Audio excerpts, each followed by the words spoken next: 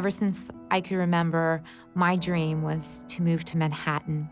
So a week after I graduated from high school, I moved to the city of my dreams.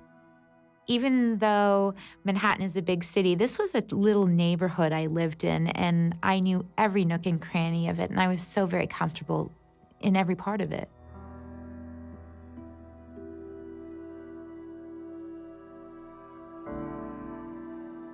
Entering my apartment building was quite a routine for me. I always would have my keys out prior to arriving. I went to put my key in the lock.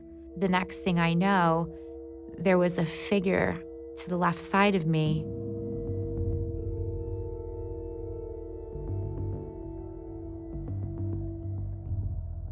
What I can recall with such clarity is what that gun looked like.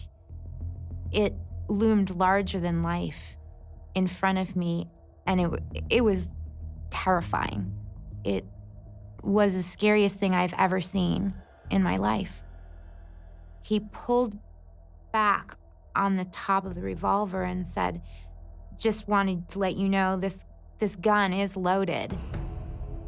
And I could see these bullets inside of it, which was one thing to notice that the gun was a weapon, but the reality hit me that it wouldn't be the gun that would end my life, it would be a bullet. And there they were.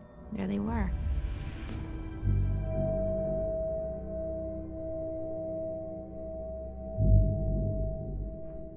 So I told him at that time that I did live with 2 roommates and that we had 2 dogs.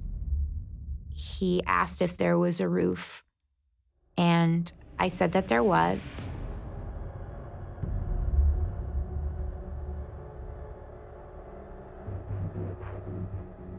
Then there is a staircase that leads up to a landing, and behind the landing is the door that leads out to the rooftop.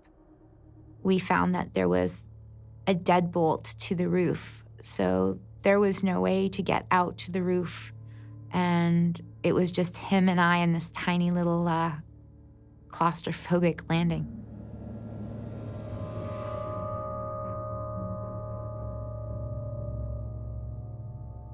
At that point, he pointed the gun to me, and all I could think was, I've seen this man's face.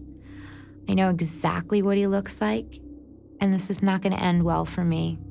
The way that this is going to end is he is going to blow my brains out. I didn't know what he was going to do before that. I didn't know what his intentions with me were, but I was pretty certain that I would die. At that point, as he was holding the gun to me, he asked me to take off my clothes. I was wearing a cross that had belonged to my father, who had since deceased. And he asked me to remove the cross.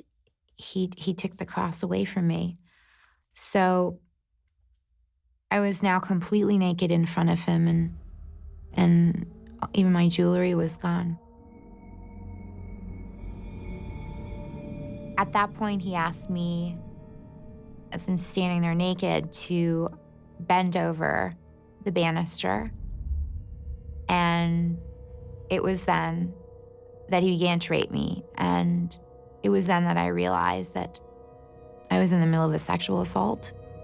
And the man that was assaulting me had a gun to my head and may kill me afterwards.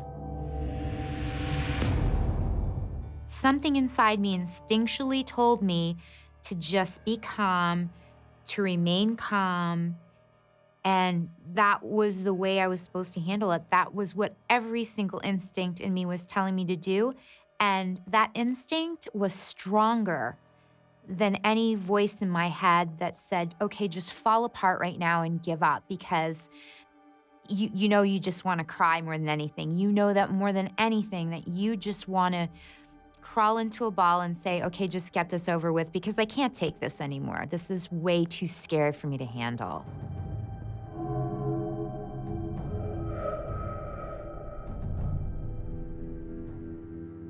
I just wanted to live. And the person who kept going through my mind was my mother, my friends, the people that cared about me. He completed the rape and he ejaculated inside of me, and he was not wearing a condom, which is important because I knew even then that evidence was there. That marked the end of the act, and it also marked the beginning of justice.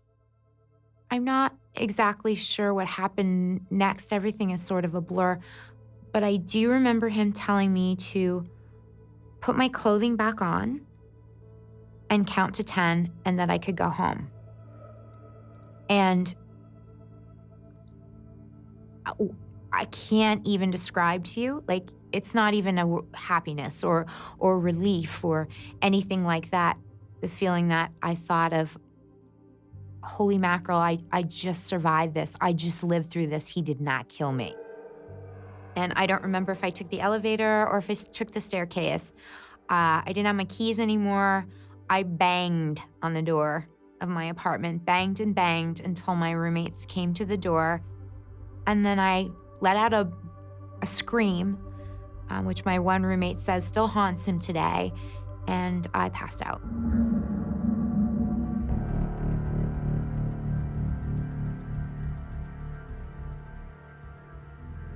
I was waiting in the general populace for about 3 hours with this evidence on me. I just want to take the hottest shower ever, but I knew that if we were to ever find justice, that this was the only way it could happen, and that was for me to do the rape kit, which was also very difficult. It's very invasive. It's very difficult to go through. It's long. It's arduous. I was shocked to discover that my kit was one of 17,000 kits unprocessed collecting dust in New York City.